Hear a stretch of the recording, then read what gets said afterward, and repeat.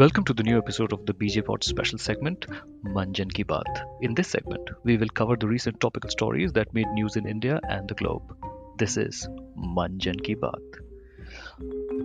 After the recent spate of violence in northeast Delhi that resulted in an estimated death of more than 40 individuals, local centrist Jajdeep Sarsesai was found to be extremely distressed by the events that unfolded in the city.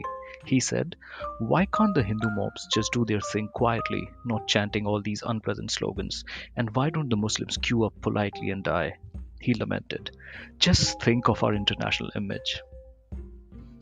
He also applauded BJP for building detention centers all across India. This will finally allow both sides to engage in a meaningful dialogue through the fence enclosure, he said. And perhaps that will put an end to all this violence.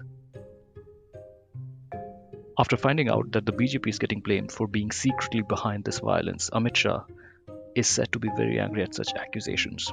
In BJP's defense, he said, "What more do we need to do for you cucks to realize we have no secret agenda? It's all out and open." On his show DNA on March 11th, eminent journalist and a proud alumnus of the Tihar jail, Sudhir Chaudhary schooled his viewers about the different types of jihad that Muslims are doing, like hard jihad and soft jihad. And this jihad included economic jihad, media jihad, history jihad, education jihad, secularism jihad, and even victim jihad. Sources have confirmed that in the next episode of DNA, Sudhirji plans to talk about another Muslim conspiracy of Sudhir Jihad, where the hateful Muslims are surreptitiously spreading rumors that he has a really small, very small, basically a micro penis. When he totally for sure has an average sized penis, he confirmed. This Women's Day, I will give away my social media accounts to women whose life and work inspire us. This will help them ignite motivation in millions. Prime Minister Modi, who has a combined following of 130 million on major social media platforms, wrote on Twitter. And true to his word, on Sunday, March the 8th, PM Modi allowed multiple women to manage his social media account and basically solve gender bias and sexism in one day. Thank you, Modi ji. A survey done by the BJ Pod that is, found 81% women felt empowered after finding out that the Prime Minister is letting his social media accounts be managed by women for a day. The subject of this survey were all women Twitter accounts that follow Prime Minister Modi. Some of the prominent names in these accounts are Amita Malviya, Amrita Malviya, Amruta Malpiya, Amma Malpriya, and even Amna Musalman Mia. Jajdeep Sardesai applauded the PM and said he was once again showcased his genius by finding a way to make even Women's Day all about himself. In other Women's Day news, the Save India Family Foundation (SIFF) in Pune celebrated Women's Day with an event attended only by men. The event had posters with messages like "Women are burden," "Women are ATM," etc., etc. Local resident Rajesh Girpade, who enthusiastically participated in the event, told us that this was a nice bunch of bros. He also told our correspondents that he has a totally normal life and there was absolutely nothing wrong with him, as we met him outside the Hakim Usmani clinic, where he had a prior appointment for totally normal reasons. In other news, GDP grew at 4.7% in the last quarter, per the government numbers. The latest statistics show that the current economic slowdown has been more severe than what was shown by earlier government statistics.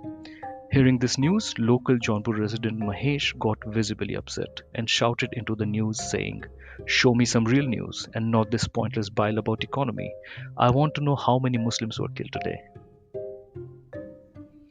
India's fifth largest private bank, Yes Bank, has effectively been taken over by the state. On March 5th, the Reserve Bank of India, which regulates banking, put Yes Bank under a moratorium. It suspended its board, installed a new chief executive officer, and indicated that there was a path forward. However, the current CEO, Rana Kapoor, was let go. The outgoing CEO, Rana Kapoor, has been blamed squarely for the problems with the bank. In the light of this, an old tweet by Mr. Kapoor that lauded demonetization as a masterstroke has been doing rounds. Among other things that we found Mr. Kapoor considers as masterstrokes are Ram Gopal Verma Ki Aag, the Fire Festival, buying stocks in Jet Airways, invading Russia in winter. A 4.1 kilometer in radius asteroid will close in on Earth in April, NASA has confirmed. It could possibly end human civilization if it hits, NASA said. Per the itinerary, as soon as the asteroid lands on Earth, it plans to join the BJP in presence of Honorable Mr. Amit Shah. After coronavirus has put most of the world into self-isolation, loners across the globe have reported finding new meaning in their sad and frankly pointless lives.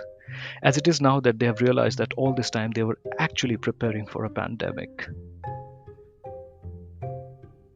On March 14th, members of the All India Hindu Mahasabha offered cow urine to a caricature of the coronavirus called Corona Bhoot, as they hosted a Gaumutra party to ward off the evil of Corona Bhoot.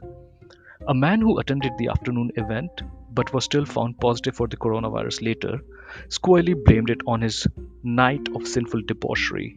After the event, in this night of sinful debauchery, he drank 2 liters worth of mineral water and 5 sticks of steamed broccoli. He's still ailing. Meanwhile, NDTV reported that 13 people tested positive for swine flu in West Bengal. Basically, India's response to the Marvel Cinematic Universe is their own version of a viral cinematic universe. Next up, the Spanish flu. In the end, a gentle reminder to all listeners, coronavirus is believed to spread mostly by inhaling droplets released when an infected individual coughs or sneezes. These droplets can also land on surfaces that we touch with our hands. So as you go into social isolation, please do not touch your face. However, feel free to touch all other things a lot. This has been Jan Ki Baat, and it's a wrap.